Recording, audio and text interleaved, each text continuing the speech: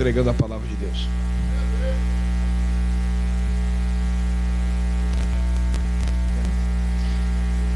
Eu quero registrar meu carinho, meu respeito, minha admiração pela Igreja Assembleia de Deus do Brasil. Deus tem mostrado ao meu coração a importância vital desta igreja para a evangelização da nação brasileira. E quando eu escutei aqui um orador dizendo que a Assembleia de Deus não deve mudar sua postura, sua história, sua tradição, eu me alegro com isto, porque é desta maneira que esta igreja impactou e há de continuar impactando a nação brasileira. Antes de ler o texto bíblico, eu gostaria de, com muito carinho, presentear o pastor José Wellington Bezerra da Costa com esses 2 livros e manifestar minha admiração, meu respeito e meu carinho pelo senhor. De igual forma, gostaria de presentear o José Wellington Costa Júnior com este outro livro, demonstrar nossa gratidão por estar aqui nesta manhã. Muito obrigado, querido.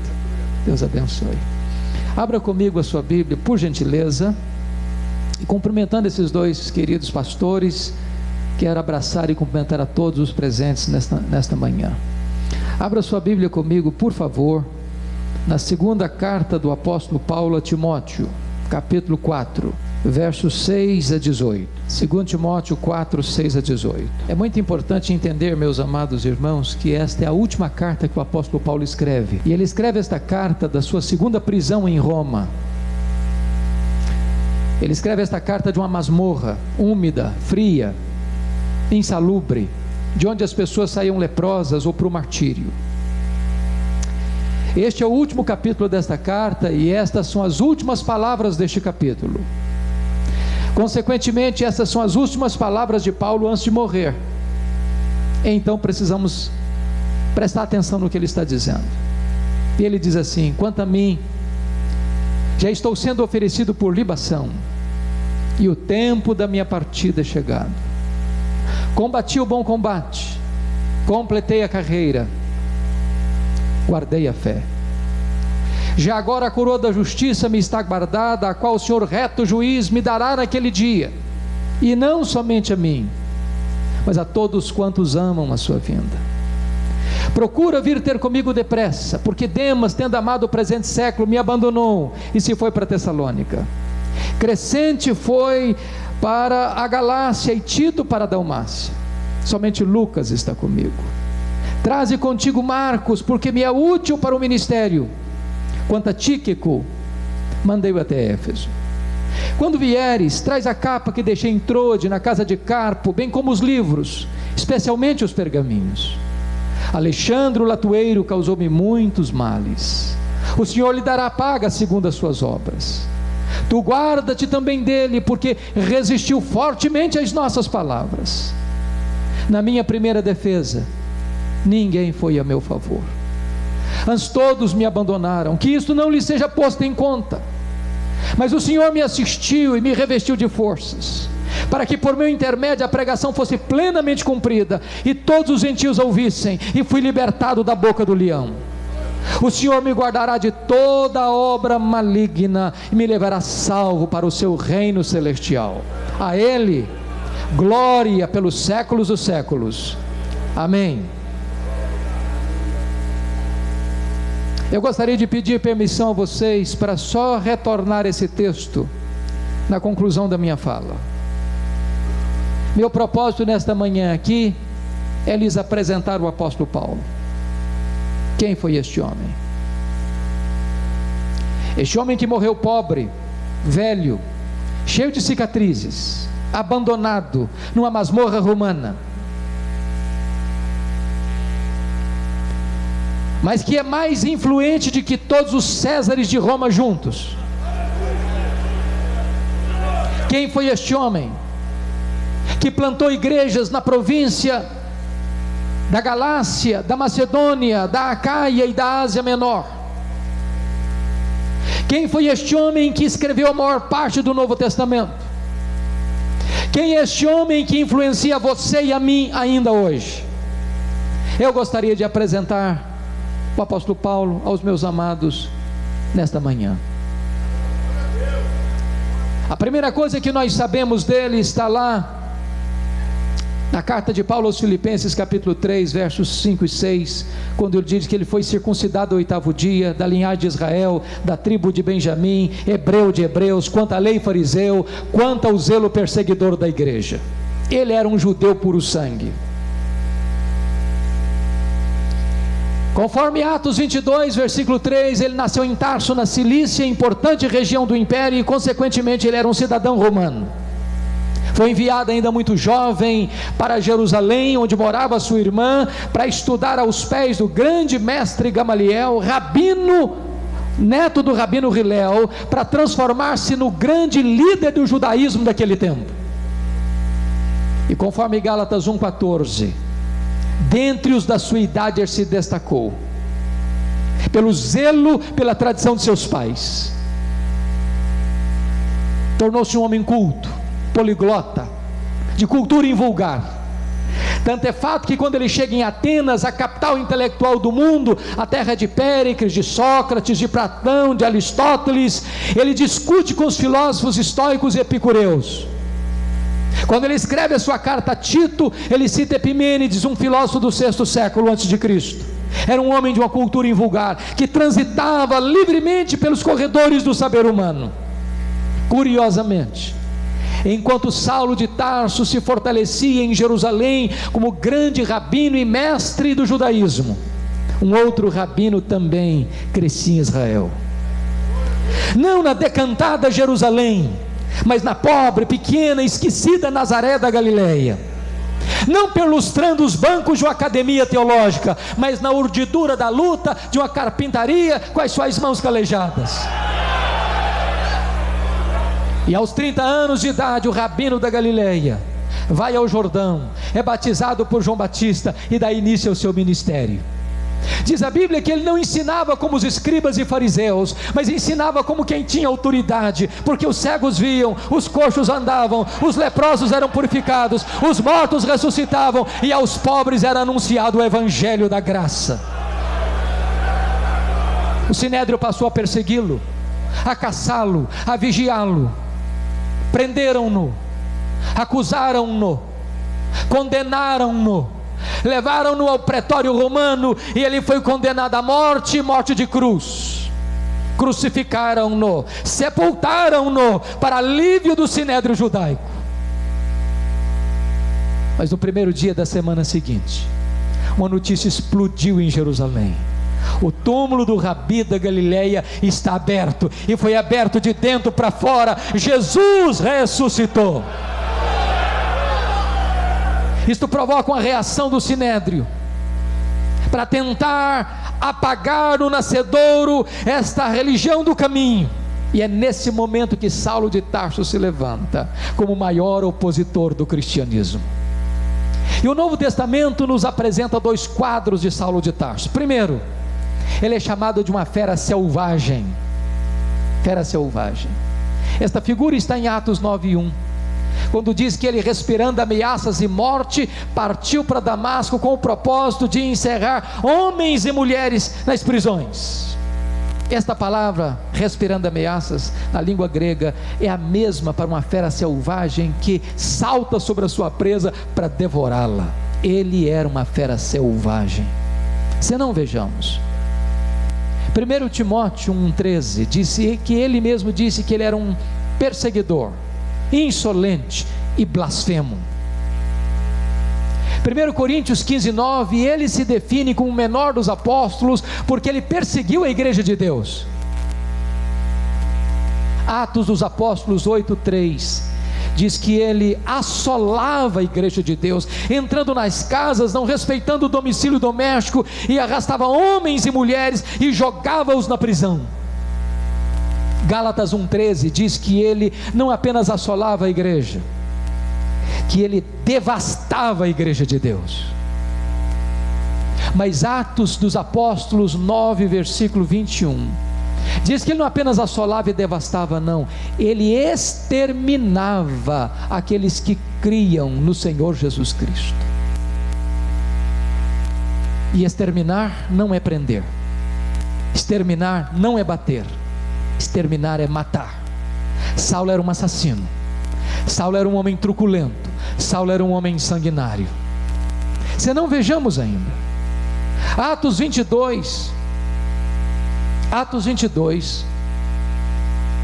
versículo 4, diz que ele perseguiu a religião do caminho até a morte. Ele não perseguiu apenas os crentes, ele perseguiu a religião dos crentes, ele perseguiu o caminho. Atos 26, versículo 9, diz que ele entendia que devia fazer muitas coisas contra o nome de Jesus. Ele não perseguiu apenas os crentes, ele não perseguiu apenas a religião dos crentes, ele perseguiu o Deus dos crentes, ele perseguia Jesus. Mas Atos 26, 10 diz que ele encerrou, não alguns, não poucos, mas muitos dos santos em prisões. E contra esses muitos santos, ele dava o seu voto quando os matavam. Ele mandou matar muita gente em Jerusalém. Ele era um assassino em série, ele era um homem sanguinário, ele era uma fera selvagem. Mas Atos 26, versículo 11, diz que ele entrava nas sinagogas e ele afligia e batia nos crentes, forçando-os a blasfemar, e até por cidades estranhas, demasiadamente enfurecido, ele os perseguia. Em outras palavras, ele não perseguia apenas fisicamente, ele perseguia psicologicamente, porque ele entrava na sinagoga e dizia o seguinte: ou você nega Jesus ou eu te prendo, ou você nega Jesus ou eu te bato, ou você nega Jesus ou eu te mato. Ele era uma fera selvagem. Mas o Novo Testamento nos apresenta um segundo quadro de Saulo de Tarso. Ele não era apenas uma fera selvagem, ele era também um touro indomável. Esta figura está em Atos 26, 14, quando o próprio Senhor Jesus aparece para ele no caminho de Damasco e diz: Saulo, Saulo, por que me persegues? Dura coisa te é recalcitrares contra os aguilhões. Eu fui criado na roça, e eu vi muito bezerro, ou garrote, ou boi sendo amansado para o trabalho doméstico, e um dos instrumentos para se amansar um boi bravo é o aguilhão. Às vezes nós pensamos que o Espírito Santo só começou a trabalhar em Saulo lá no caminho de Damasco. Isso não é uma verdade. Toda vez que Saulo de Tarso entrava numa casa e arrastava homens e mulheres, jogando-os na prisão, toda vez que Saulo entrava numa sinagoga e lançava esses crentes na prisão, e em vez desses crentes blasfemarem do nome de Jesus, de negarem o nome de Jesus, esses crentes, mesmo morrendo, proclamavam o nome do Senhor Jesus. Era o Espírito Santo picando a consciência deste homem, era o Espírito Santo ferroando esse touro bravo, mas esse touro bravo não quer ser amansado, até o dia que esse touro bravo vai para Damasco, e de repente o domador de touro bravos joga esse touro bravo no chão e grita desde os céus: Saulo, Saulo, por que me persegues? Dura coisa te é recalcitrares contra os aguilhões. O touro bravo está caído, o touro bravo está vencido, o touro bravo está subjugado, o maior perseguidor do cristianismo está convertido. Fecha-se aqui o primeiro capítulo da sua vida, abre-se um novo capítulo, a preparação de Saulo para o ministério. Diz a Bíblia que ele foi levado cego para a rua direita, na casa de Judas, em Damasco, onde fica 3 dias orando e jejuando. Quando o Senhor aparece a um discípulo chamado Ananias em Damasco e diz: vai à rua direita, na casa de Judas, e impõe as mãos sobre Saulo para que ele seja curado. E diz Atos 9,13, que Ananias disse: Senhor, mas eu tenho escutado de tanta gente, quantos males tem feito este homem aos teus santos em Jerusalém. Mas o Senhor disse: vai, porque ele é para mim um vaso escolhido, eu enviarei para longe aos gentios, e eu lhe mostrarei o quanto importa sofrer pelo meu nome. Ananias foi, impôs as mãos sobre Saulo, e ele ficou curado. E diz a Bíblia que ele foi batizado, e ele foi revestido com o poder do Espírito Santo. E agora abra sua Bíblia comigo, por favor, em Atos 9:20. Diz o texto que logo depois que ele foi curado, batizado e revestido com o Espírito Santo, logo ele começou a pregar nas sinagogas de Damasco, afirmando que Jesus é o Filho de Deus. Agora veja comigo Atos 9:22. Saulo mais e mais se fortalecia, confundindo os judeus, demonstrando que Jesus é o Cristo, o Messias. E eu pergunto para você, há alguma diferença entre a pregação do verso 20 para a pregação do verso 22? No verso 20 ele afirma que Jesus é o Filho de Deus, mas no verso 22 ele demonstra que Jesus é o Messias, o Cristo. Demonstrar é mais do que afirmar. Demonstrar é provar uma tese detalhada, exaustiva e meticulosamente. Existe certamente um grande espaço de tempo entre a pregação do verso 20 para a pregação do verso 22. Só que Atos não responde isso para nós. A explicação está em Gálatas capítulo 1, versículos 15 a 17. Foram 3 anos entre Atos 20 para Atos 9, 22. A pergunta é: onde estava Saulo? Diz Gálatas que logo que ele foi convertido em Damasco, ele não consultou carne e sangue, nem subiu aos apóstolos que estavam em Jerusalém, mas ele partiu para a região da Arábia, e lá o Senhor Jesus revelou-se a ele, e nele, o que ele ficou fazendo na Arábia 3 anos? Um seminário intensivo com Jesus. Se Jesus investiu 3 anos nos apóstolos em Israel, Jesus investe 3 anos em Saulo na Arábia. E nesses 3 anos certamente ele releu o Antigo Testamento, e ele começa a descobrir uma coisa: aquele Jesus que ele perseguira, de fato é o Cristo, de fato é o Messias. Convencido desta verdade, ele volta outra vez para Damasco, conforme Gálatas 1,18. E é exatamente nesta volta para Damasco que se encaixa o verso 22. Saulo mais e mais se fortalecia, confundindo os judeus, demonstrando que Jesus é o Cristo, é o Messias. O que acontece com ele? Os judeus querem matá-lo, e ele precisa fugir de Damasco de noite, dentro de um cesto, muralha abaixo, de forma humilhante. E agora, para onde ele vai? Agora Atos 9:26 diz que ele sobe para Jerusalém. E eu queria levantar aqui uma tese com os meus amados irmãos, e eu preciso muito da sua atenção. A tese é esta: nós às vezes pensamos que Saulo foi poderosamente usado por Deus desde a sua conversão. Isso não é um fato. Saulo teve que aprender uma das mais importantes verdades do cristianismo antes de ser poderosamente usado nas mãos de Deus. Que verdade era essa? A doutrina da nova aliança. A tese que eu quero levantar é que quando Saulo subiu para Jerusalém, ele ainda não estava governado pela verdade da doutrina da nova aliança. Qual é a diferença da velha aliança para a nova aliança? Lembram quando Moisés desceu com as tábuas da lei do Sinai? O povo disse: tudo que o Senhor falou, nós faremos. Eu lhes pergunto: fizeram mesmo? Não. E por que não fizeram? Faltou-lhes sinceridade? Não. Faltou-lhes poder. A velha aliança diz: tudo depende de mim, nada depende de Deus, e nós, por nós mesmos, nada podemos. Qual é a doutrina da nova aliança?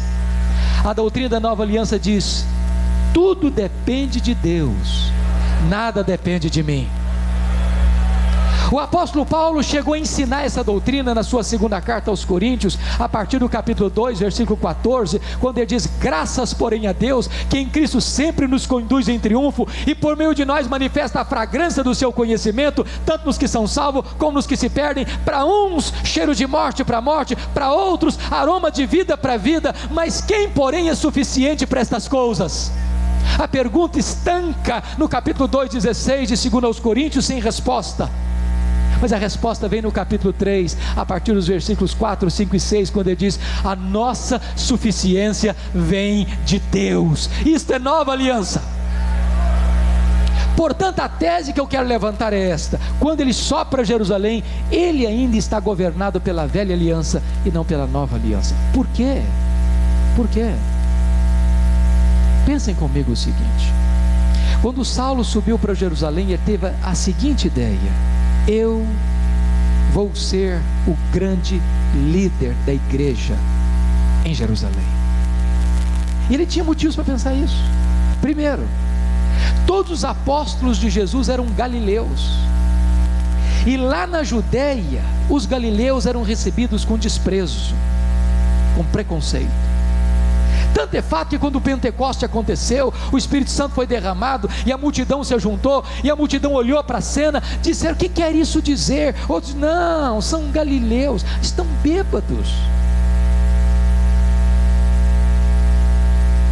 Segundo, os apóstolos de Jesus eram iletrados, incultos, e Jerusalém era a capital intelectual da teologia. Lá estavam os doutores da lei, lá estavam os escribas, lá estavam os fariseus, lá estavam os sacerdotes, lá estava o sinédrio. E Saulo pensou: esses homens galileus e ainda incultos jamais poderão alavancar a obra de Deus em Jerusalém.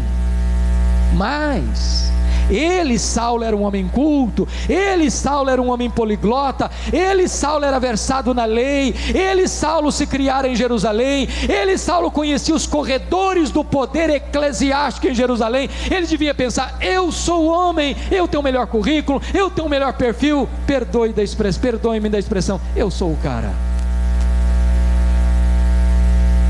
Sabe o que aconteceu com ele? Veja comigo Atos 9:26. Quando ele chega na igreja de Jerusalém, os discípulos nem sequer acreditaram na conversão dele. Pensaram que ele estava blefando, pensaram que ele estava sabotando a fé cristã, e bateram a porta da igreja na cara dele. Ele que queria ser líder, nem recebido da igreja foi. Aí Atos 9:27 diz que Barnabé o apanha e o apresenta aos apóstolos, e agora então os apóstolos o recebem, e ele começa a trabalhar na igreja. Ele discute com os helenistas, e ele vai e ele vem, e ele pode discutir com os helenistas, mas os helenistas resolvem matá-lo. E os discípulos se reúnem, os membros da igreja se reúnem e dizem: Saulo, você tem que ir embora da nossa igreja. Irmãos, vocês são pastores como eu, e não é fácil quando você está convencido de que você é o homem de Deus para ficar naquela igreja, pois os membros da sua igreja estão convencidos que você deve ir embora.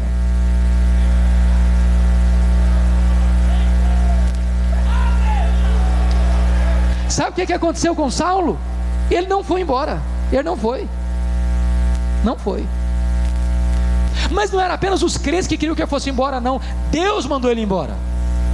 Olha comigo Atos 22, versículo 17. Ele estava orando no templo quando sobreveio-lhe um êxtase, e o Senhor disse: vai embora de Jerusalém, que eles não vão te ouvir. Ô irmãos, ser mandado embora de uma igreja por uma comissão ou pela assembleia da igreja é uma coisa, mas ser mandado embora da igreja pelo próprio Deus, parece que não resta opção. Sabe o que ele fez? Ele não foi embora, não foi. Olha aí Atos 22:18, que ele começa a discutir com Deus. Ele começa a razoar com Deus, diz: mas Senhor, eu persegui a igreja aqui, quando se matou o testemunha do Estevão, eu estava presente, consentia nisso, e até guardei as vestes daqueles que o apedrejaram. Sabe o que ele está dizendo para Deus? Deus, o Senhor vai cometer um erro estratégico me tirando, o Senhor não pode fazer isso. O Senhor não sabe que eu tenho o melhor currículo, que eu tenho o melhor perfil. Senhor, o Senhor não pode cometer esse erro, eu não posso sair dessa igreja. Sabe o que aconteceu? Deus não mudou, foi Saulo quem teve que mudar e mudar-se. Deus diz: vai. Sabe o que aconteceu com ele? Ele não foi. Não foi. Volte os seus olhos comigo para Atos 9:30. Diz a Bíblia que os discípulos se reuniram e o levaram a Cesareia. Note que ele não foi, ele foi levado. Ele não saiu, saíram com ele. Ele foi tirado de Jerusalém como Ló de Sodoma, a reboque. E de Cesareia mandaram-no para onde mesmo? Para Tarso. E onde era Tarso? A cidade que ele nasceu. Sabe o que Deus está dizendo para esse camarada que acha que é insubstituível, que acha que ele é a figura mais importante? Deus está dizendo: arruma as malas e volta para casa. Se você pensa que eu que preciso de você, pois é você que precisa de mim.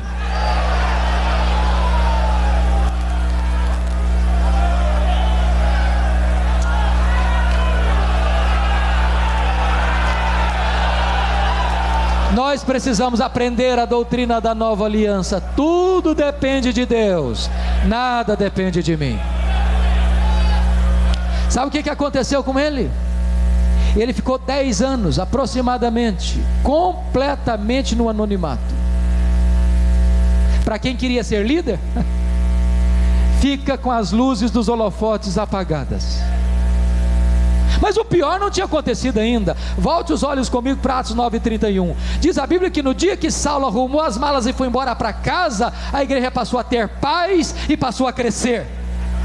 Você quer coisa pior do que isso para um pastor? No dia que ele vai embora da igreja, todos os problemas da igreja se resolvem e a igreja explode em crescimento. Deus estava trabalhando em Saulo para depois trabalhar através de Saulo. Sabe por quê? Porque Deus está mais interessado em quem você é do que no que você faz. Vida com Deus precede trabalho para Deus. Deus está mais interessado em caráter do que em carisma. Deus está mais interessado em vida do que em performance. Deus está mais interessado em quem você é do que no que você faz.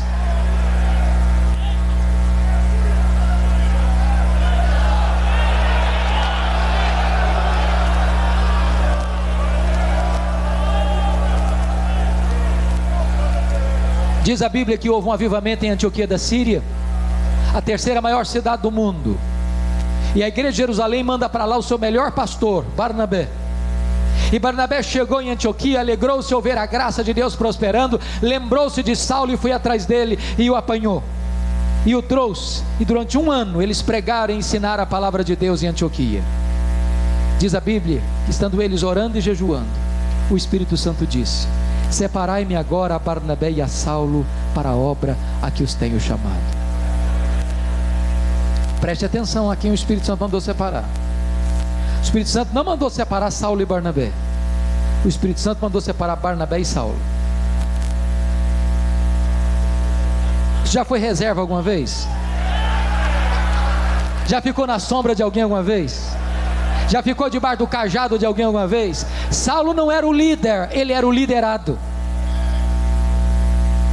Deus ainda estava trabalhando nele, para que ele aprendesse a doutrina da nova aliança. Tudo depende de Deus, nada depende de mim. E diz a Bíblia que agora eles vão para a primeira viagem missionária, para a ilha de Chipre. Barnabé, Saulo e o auxiliar deles, João Marcos, primo de Barnabé. E eles chegam em Pafos, e Elimas o mágico está impedindo o procônsul Sérgio Paulo de converter-se a Cristo. E diz a Bíblia que Saulo, cheio do Espírito Santo, fixou os olhos no mágico e disse: ó servo do diabo, até quando perverterás os retos caminhos de Deus? Pois ficarás cego. O mágico fica cego, o procônsul se converte, o temor de Deus cai na multidão, e a partir de Pafos, Saulo deixa de usar o seu nome judaico Saulo e passa a usar o seu nome romano Paulo, e a partir daí ele se levanta como o maior líder do cristianismo, porque ele já tinha aprendido a lição: tudo depende de Deus, nada depende de nós. Eles chegam então em Perge da Panfilha, região alagadiça, onde havia muita manifestação de doenças endêmicas, sobretudo malária. E diz a Bíblia que lá em Perge da Panfilha, o jovem João Marcos abandona a caravana missionária e volta para Jerusalém. Por que ele voltou? A Bíblia não diz, mas nós cogitamos pelo menos 4 razões. Primeira possibilidade: quando ele saiu de Antioquia, o líder da caravana era o seu primo Barnabé, um homem de coração muito grande. E ele deve ter pensado o seguinte: bom, sob a liderança do meu primo eu tinha coragem de ir, mas sob a liderança de Paulo eu não vou não. Talvez uma outra possibilidade seria o seguinte: ele ainda, como um judeu, quando percebeu que Paulo estava pregando apenas a fé em Jesus para a salvação, sem necessidade de circuncisão, ele pensou: puxa vida, isso está mexendo demais com a minha cabeça. Talvez, pessoa, não dá para concordar com isso tudo não. Terceira possibilidade: ele era muito jovem, e talvez quando ele saiu para a viagem missionária, ele pensou que missões era um pouco de turismo, e ele percebeu que a situação estava muito perigosa. Estou muito jovem para morrer, vamos embora para minha casa. Uma quarta possibilidade é que diz a Bíblia em Gálatas 4, versículo 13 e 14, que Paulo pregou o evangelho a primeira vez na província da Galácia por causa de uma enfermidade física. Que enfermidade física é esta? Que lá em 2 Coríntios 12, 7 ele chama de um espinho na carne. Os estudiosos, na sua maioria, entendem que Paulo contraiu uma doença em Perge da Panfilha, região alagadiça, e talvez contraiu uma malária, que produziu uma dor de cabeça alucinante, como atravessar a cabeça com ferro em brasa. Dor de cabeça tão lancinante que prejudicava a visão.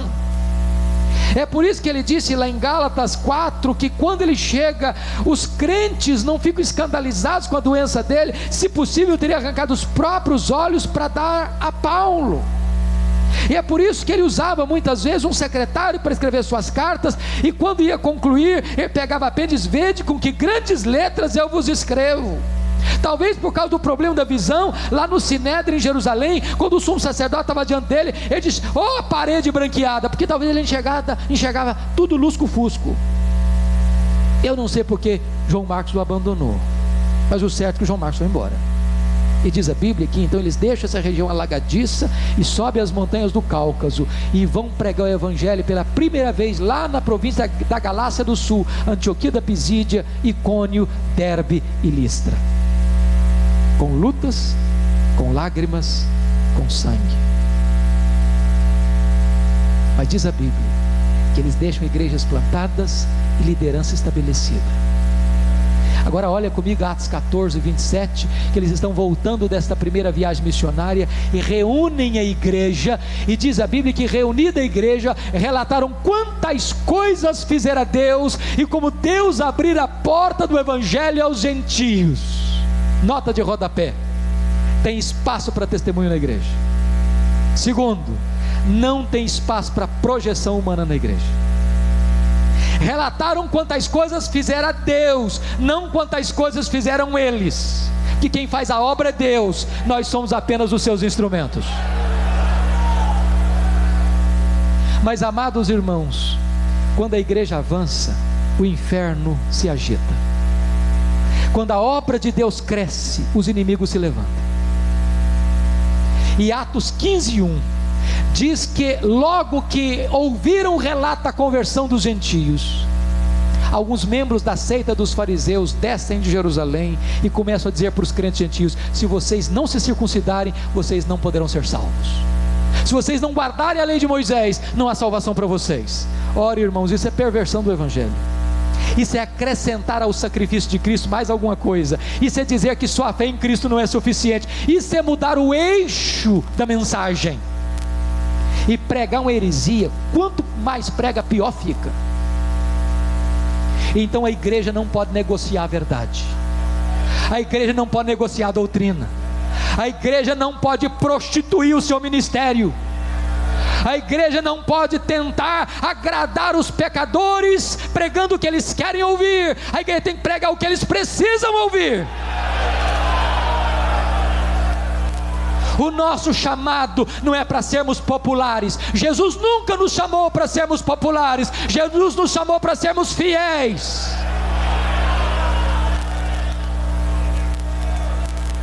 Foi preciso que um concílio se reunisse, apóstolos e presbíteros, tratando da matéria, e a discussão foi feita, e a decisão foi tomada, e a decisão foi escrita, e uma comissão foi nomeada para levar esta decisão para todas as igrejas gentílicas, que só a fé em Jesus é a condição para a salvação. Decisão tomada, decisão escrita, comissão nomeada, igrejas informadas. É hora então de voltar para a segunda viagem missionária. Aí olha comigo por favor Atos 15, versos 36 a 41. Diz a Bíblia que o apóstolo Paulo chega para Barnabé e diz: Barnabé, vamos voltar para a segunda viagem missionária. Barnabé diz: vamos sim, Paulo, só com a condição: João Marcos, meu primo, quer voltar com a gente, eu vou levá-lo. Diz a Bíblia que Paulo disse: eu não acho justo levarmos aquele que nos abandonou desde perto da Panfilha. Comigo ele não vai. Eu não quero esse menino comigo. Ele não serve para andar comigo. Ele não serve para ser meu parceiro. Comigo ele não vai. Prestem atenção que Paulo está sendo intransigente. Diz a Bíblia que houve tal desavença entre Paulo e Barnabé que eles não puderam caminhar juntos mais. Líderes crentes não deviam brigar não, mas às vezes brigam, sabe, irmãos? Mas deixa eu dizer uma coisa para vocês: até quando os líderes crentes brigam, o projeto de Deus não pode ser frustrado. Porque agora em vez de uma caravana tem duas. Diz a Bíblia que Paulo pega Silas, profeta da igreja de Jerusalém, e parte encomendado pela graça de Deus para uma região. Barnabé pega o seu primo João Marcos e vai com ele para Chipre. O livro de Atos passa pelo relato de Paulo e Silas. E Paulo quer entrar na Ásia, e diz a Bíblia que o Espírito de Deus o impediu de entrar na Ásia. E ele escuta a voz de um varão macedônio dizendo: passa a Macedônia e ajuda-nos. E ele entra na Macedônia. E aqui eu quero chamar a sua atenção para um ponto importante. Paulo só fixou-se em cidades estratégicas. Filipos era colônia romana, Tessalônica era capital da Macedônia, Acaia, importante cidade da Macedônia, Atenas, capital intelectual do mundo, Corinto, capital da Acaia. O que ele está nos ensinando? Estratégias. Quem dá a direção missionária da igreja é Deus, mas quem escolhe os melhores métodos somos nós. Vamos plantar uma igreja? Vamos. Em que cidade? Vamos comprar um terreno para construir um templo? Vamos. Em que bairro? Em que rua? Que terrenos nós vamos comprar? Porque às vezes nós compramos para plantar uma igreja na cidade mais complicada de acesso, no bairro mais distante da cidade, na rua mais escondida do bairro, e o pior terreno do bairro, e plantamos uma congregação que fica 20 anos lá capengando. Se nós plantássemos igrejas estratégicas influenciam toda a micro-região. Agora preste atenção: o fato de você fazer a obra de Deus na direção de Deus e com os melhores métodos não significa que você vai ter vida fácil. Paulo foi preso e açoitado em Filipos, Paulo foi escorraçado em Tessalônica, foi enxotado de Bereia, foi chamado de impostor em Corinto e de tagarela em Atenas.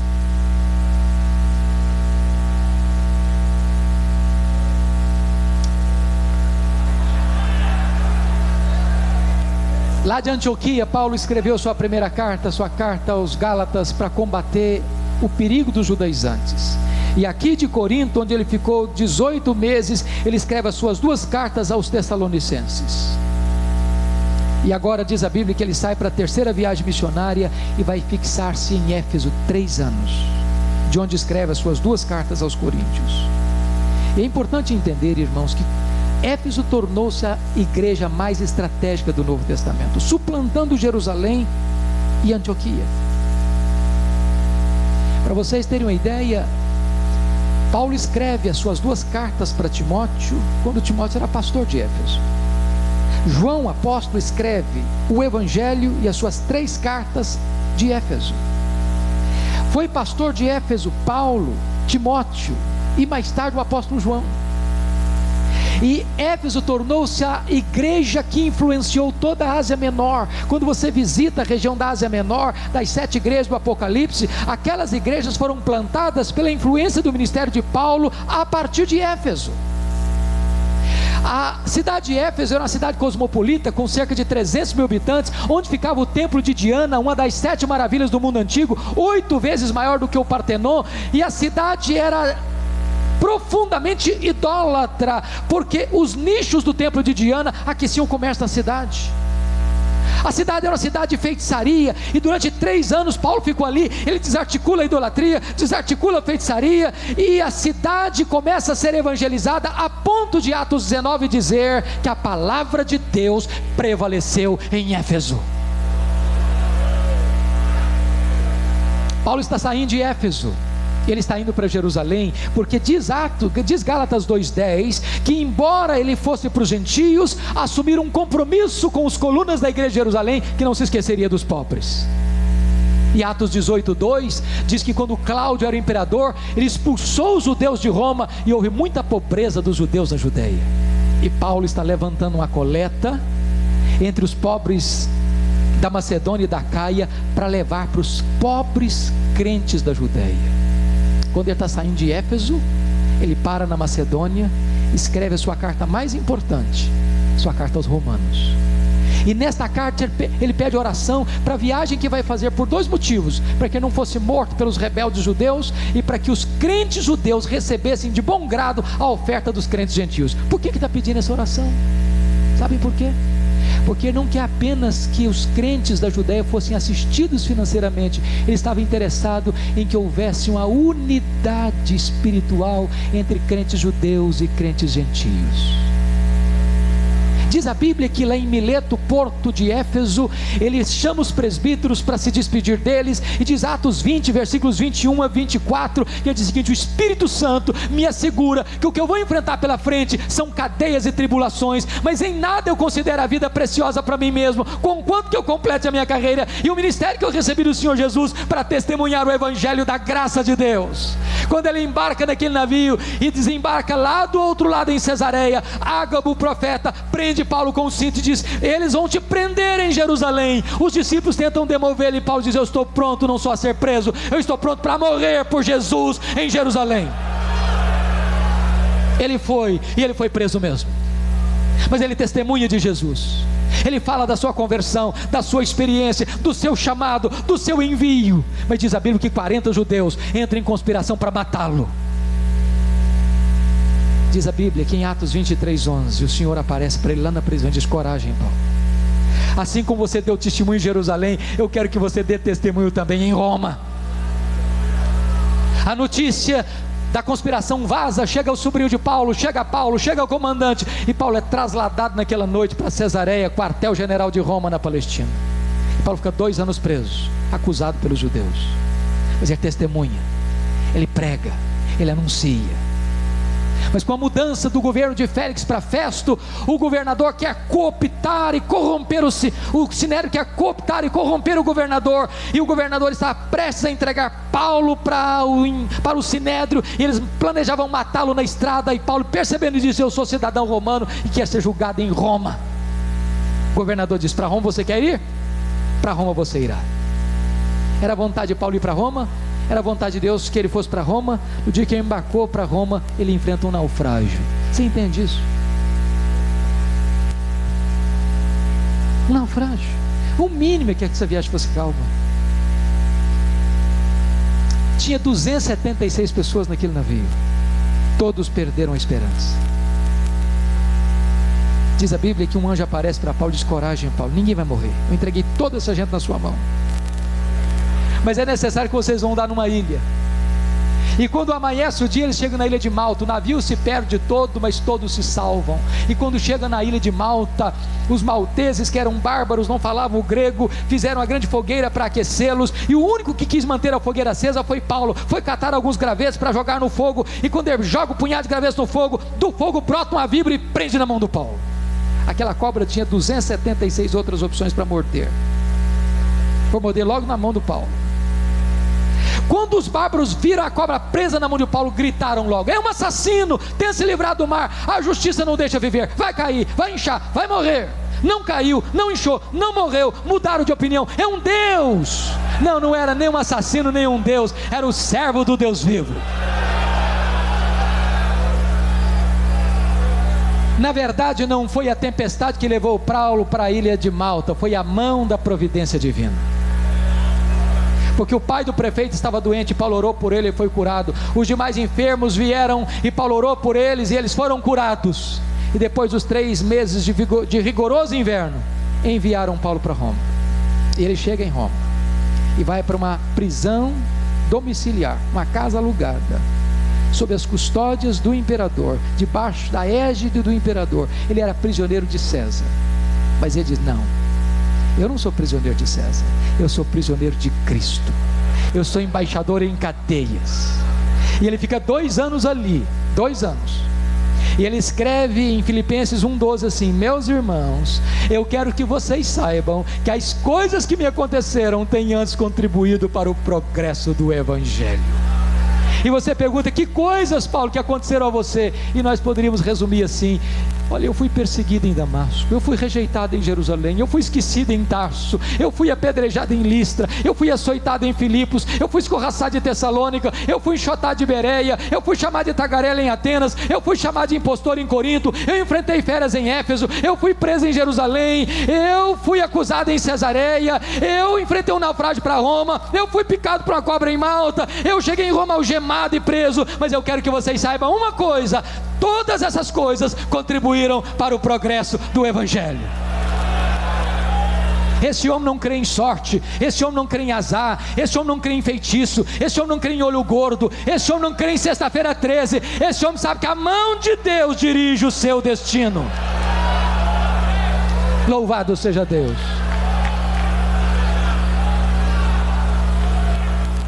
Ele diz em Filipenses capítulo 1, porque ele estava preso, ele evangelizou toda a guarda pretoriana, bem como os demais membros do palácio. E o que era a guarda pretoriana? A guarda pretoriana era a guarda de elite do imperador. Eram 16 mil soldados de escol, de elite, gente que transitava no palácio, gente que tinha influência política no império. O que acontecia? 2 anos, 3 turnos por dia, um soldado preso a Paulo, algemado com Paulo. O que Paulo fazia? Evangelho neles, evangelho neles, evangelho neles, evangelho neles, evangelho neles, evangelho neles. Depois de 2 anos, toda a guarda pretoriana estava evangelizada e os outros membros do palácio. Nero não sabia de uma coisa, Nero não sabia, mas Deus o havia constituído em presidente das missões estrangeiras do império, porque colocaram lá dentro do palácio o maior missionário da igreja e diante dele o seu auditório. É por isso que Filipenses 4:22 diz: os santos vos saúdam, especialmente os da casa de César.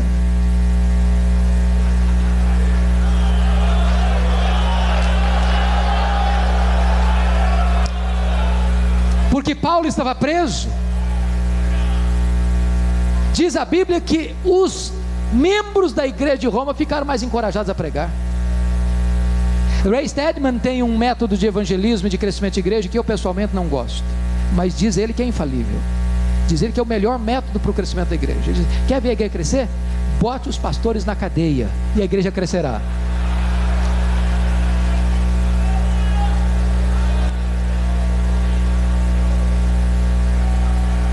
Porque Paulo estava preso, ele não podia visitar as igrejas. O que ele fez? Começou a escrever cartas: Efésios, Filipenses, Colossenses, Filemon, as cartas da primeira prisão. Presta atenção aqui, irmãos.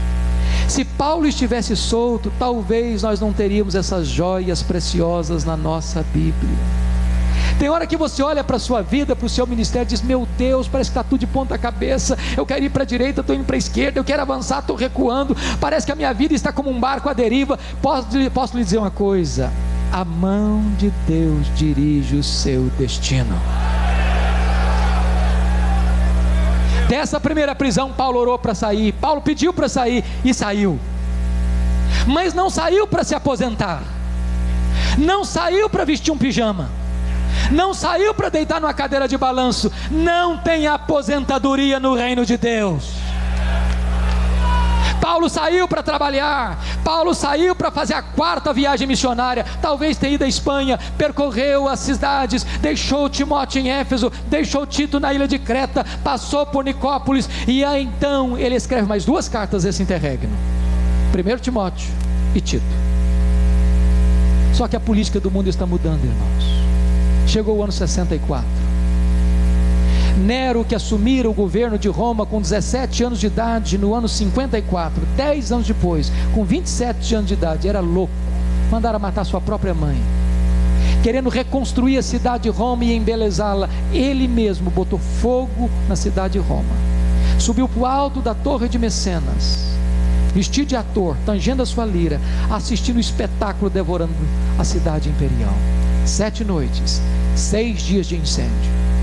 Quando terminou o incêndio, dos 14 bairros de Roma, 10 deles tinham sido destruídos. Os 4 bairros restantes, densamente povoados por judeus e cristãos, deu a Nero um álibi para botar a culpa do incêndio de Roma nos crentes. E começa uma brutal perseguição. Os crentes são queimados vivos em praça pública. Os crentes são enrolados em peles de animais, para os cães morderem, para os touros pisarem, para os leões esfaimados devorarem.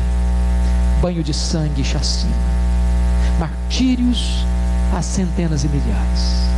Nesse momento Paulo está solto e procurado como o maior líder do cristianismo, até o dia que botaram a mão em Paulo. Talvez ele estava em Troade, na casa de Carpo, não pôde pegar sequer seus objetos pessoais, e agora ele foi jogado na segunda prisão, não numa casa, mas numa masmorra, úmida, fria, insalubre, de onde as pessoas saíam leprosas ou por martírio.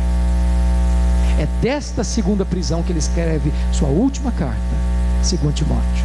Agora eu peço que você abra no texto lido lá no começo, para nós encerrarmos.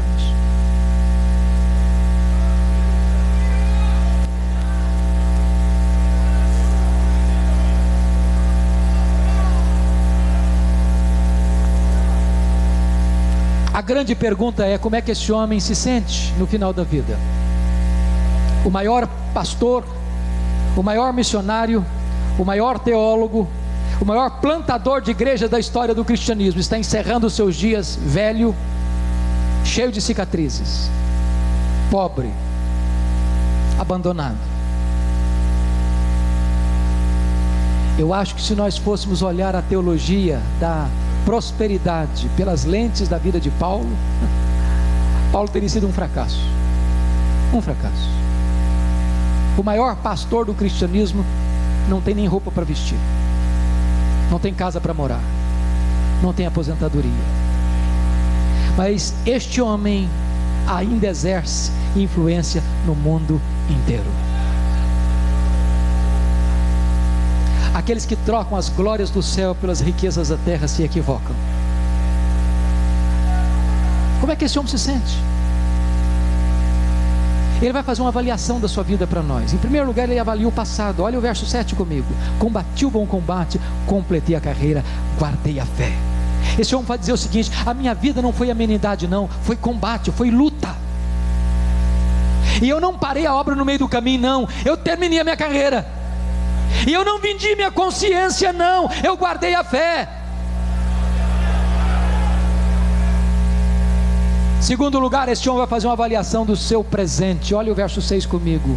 Quanto a mim, já estou sendo oferecido por libação, e o tempo da minha partida é chegado. O que ele está dizendo é o seguinte: não é Roma que vai me matar não, é eu que vou me entregar. E eu não vou me entregar para Roma não, eu vou me entregar para Deus, como um sacrifício para Ele. Eu não sou prisioneiro de Roma não, eu sou prisioneiro de Cristo. E eu não vou morrer também não, eu vou partir. Ele está usando uma linguagem eufêmica para a morte aqui, partida.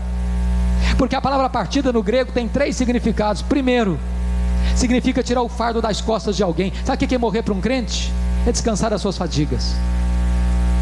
Segundo, é desatar um bote do tronco e singrar as águas para o outro lado. Sabe o que é morrer para um crente? É fazer sua última viagem rumo à eternidade, para a casa do Pai. Terceiro, a palavra partida no grego significa afrouxar as estacas de uma barraca, levantar acampamento e ir para sua casa permanente. Sabe o que é morrer para um crente? É mudar de endereço, é ir para a casa do Pai. Paulo não está com medo de morrer, porque sabe em quem tem crido e sabe para onde está indo. Mas notem comigo que Paulo vai fazer uma avaliação no seu futuro. Veja o verso 8. Já agora a coroa da justiça me está guardada, a qual o Senhor reto juiz me dará naquele dia, e não apenas a mim, mas a todos quantos amam a sua vinda. Sabe o que ele está dizendo? Não importa se Nero vai me considerar culpado, não importa se eu vou ser réu de morte, não importa se eu vou ser degolado, o que importa é que o reto juiz, diante de quem eu e todos vão comparecer, já me declarou justificado, já guardou para mim a coroa da justiça. Eu não estou indo para a forca, eu não estou indo para a guilhotina, eu não estou indo para a espada, eu não estou indo para a morte, eu estou indo para receber a coroa da justiça.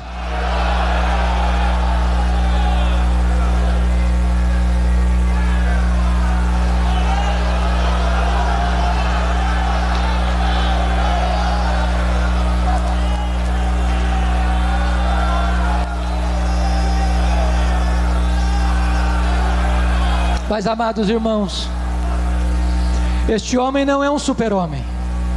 Ele não é um super crente, ele não é um super pastor, ele é um homem, como você e eu. E ele vai contar para nós o que ele está sentindo. Ele vai abrir o coração com a gente antes de morrer. E ele vai enfrentar alguns dramas pessoais. E o primeiro drama que esse homem enfrenta é o drama do abandono. Olha comigo o verso 9. Procura vir ter comigo depressa, porque Demas, que é do amado presente século, me abandonou. Vem depressa, filho. Vem depressa. Olha o verso 21. Vem, meu filho, mas vem antes do inverno. Olha o verso 11. Quando você vier, meu filho, traz Marcos com você. Ele me é útil para o ministério. Como eu amo esse versículo. Lembra de Atos 15, 36 a 41? Esse menino não serve para andar comigo, eu não quero na minha presença.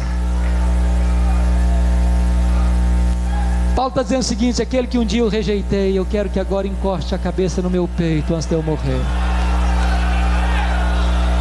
Nunca é tarde, irmãos, para nós restaurarmos relacionamentos quebrados.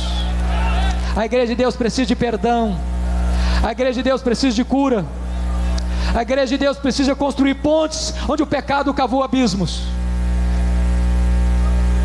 Segundo drama que ele está enfrentando, irmãos, é o drama do abandono. Versículo 10. Demas, tendo amado o presente século, me abandonou. Não é fácil ser abandonado. Não é fácil ser abandonado no final da vida. Não é fácil ser abandonado por aqueles em quem você investiu tanto. Não é fácil você ser abandonado quando você mais precisa de ajuda. Demas só aparece 3 vezes no Novo Testamento. A primeira vez ele é chamado de cooperador. A segunda vez só aparece o nome dele. A terceira vez ele está abandonando. Começou bem, parou, retrocedeu. Terceiro lugar, esse homem vai falar que está enfrentando um outro drama. O drama da traição. Olha o versículo 14 comigo. Alexandre o latoeiro causou-me muitos males. O Senhor lhe dará paga segundo as suas obras. Os historiadores dizem que foi Alexandre o latoeiro quem delatou Paulo, culminando na sua segunda prisão e no seu consequente martírio. É gente que apunhala pelas costas, é gente que puxa o tapete, é gente que quer ver a sua ruína, é gente que se alegra quando você tropeça, é gente que ri quando você chora, é gente que celebra quando você se desespera. Não é fácil ser traído, irmãos, dói profundamente. E Paulo está dizendo: está doendo, eu fui traído, eu fui machucado, eu fui injustiçado. Alexandre causou muitos males para mim. Mas preste atenção, que não é apenas resistência ao pregador, é também resistência à pregação. Olha comigo por favor, versículo 15. Tu, Timóteo, guarda-te também dele, porque resistiu fortemente às nossas palavras. Persegue o pregador e persegue a pregação, persegue o mensageiro e persegue a mensagem. Quarto lugar, este homem está enfrentando, irmãos, o drama das privações. Olha comigo o verso 13, por favor. Ele está passando 3 privações. Primeiro, privação emocional. Está precisando de gente. Gente precisa de Deus, mas gente precisa de gente. Está passando privação mental. Quando você vier, meu filho, traz os meus livros, especialmente os pergaminhos. Eu me impressiono com isso, porque Paulo sabe que vai morrer, ele está querendo estudar um pouquinho mais. Tem gente que vive a vida inteira e não estuda nada. Mas ele está enfrentando outra privação, irmãos. Ele está enfrentando uma privação física. O inverno está chegando. Roma faz temperaturas abaixo de 0. E dentro de uma masmorra é mais frio lá dentro que lá de fora. E velho sente mais frio que gente nova. Ele está dizendo: se você não trouxer minha capa, meu filho, eu vou morrer de frio antes de morrer degolado.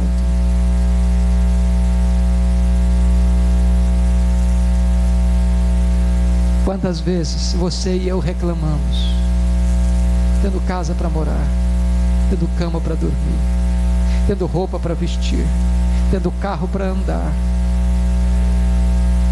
tendo comida sobre a mesa. O maior pastor do cristianismo, o maior missionário do cristianismo, não tinha uma capa surrada para vestir no final da sua vida.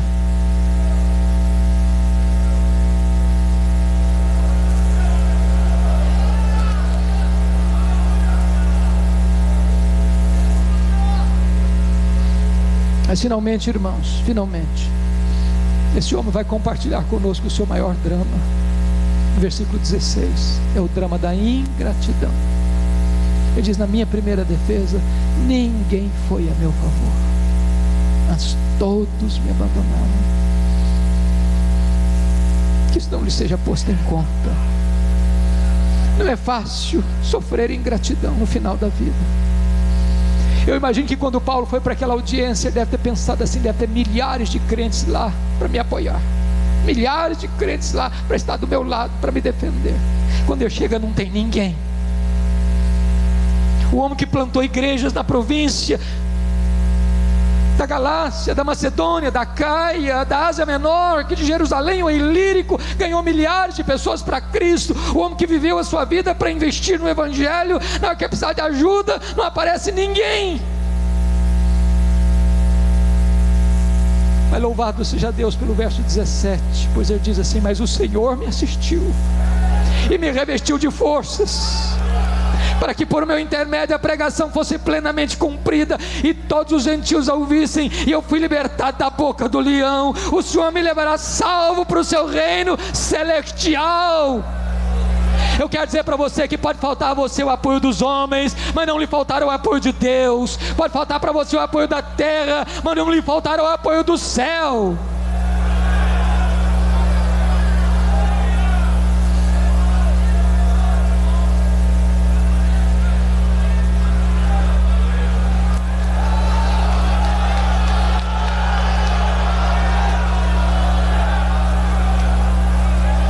Quis Deus que esta última cena não estivesse registrada na Bíblia. Quis Deus. Mas eu vejo essa cena, ela está diante dos meus olhos. Eu vejo o dia em que aquela masmorra úmida e fria, um dia o carcereiro recebe um pedaço de couro na sua mesa, contendo o nome de um prisioneiro que deveria ser executado naquele dia. Eu vejo esse homem rude, insensível, levantar da sua cadeira, pegar um pesado, um molho de chaves numa mão, uma tocha na outra mão, percorrer aquele longo, frio, escuro corredor. Eu vejo esse homem abrindo uma pesada porta de ferro e entrar naquela masmorra escura com a tocha de fogo na mão, gritando: prisioneiro Paulo, prisioneiro Paulo, prisioneiro Paulo. E lá do fundo da masmorra o velho responde: sou eu estou aqui. Ele é acorrentado, ele é algemado, ele é retirado daquela masmorra úmida e fria. Ele percorre aquele longo, escuro corredor até o patíbulo. E o algoz lhe pergunta: você quer dizer algumas palavras antes de morrer? Talvez esperando que ele fosse manifestar sua mágoa, sua revolta, por ter sido abandonado, por ter sido esquecido, por não ter ninguém do lado dele. E Paulo responde: eu quero dizer algumas palavras antes de morrer.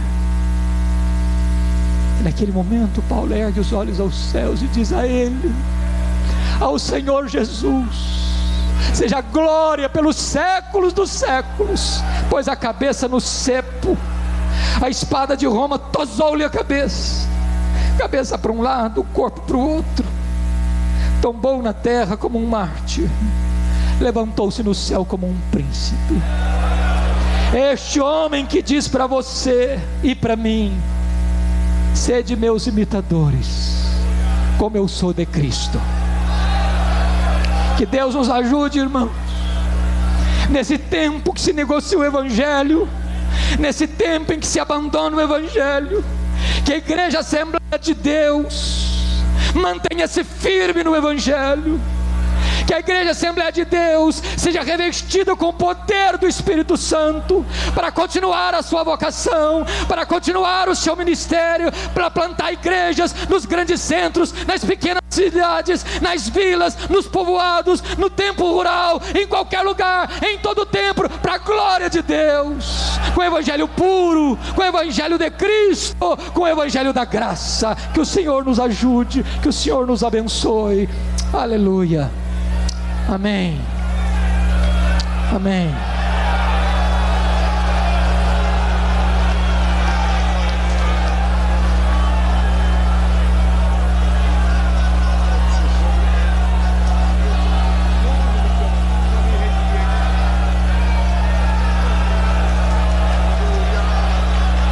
Aleluia, aleluia, glória a Deus, glória a Deus, glória a Deus, aleluia, bendito é o Senhor.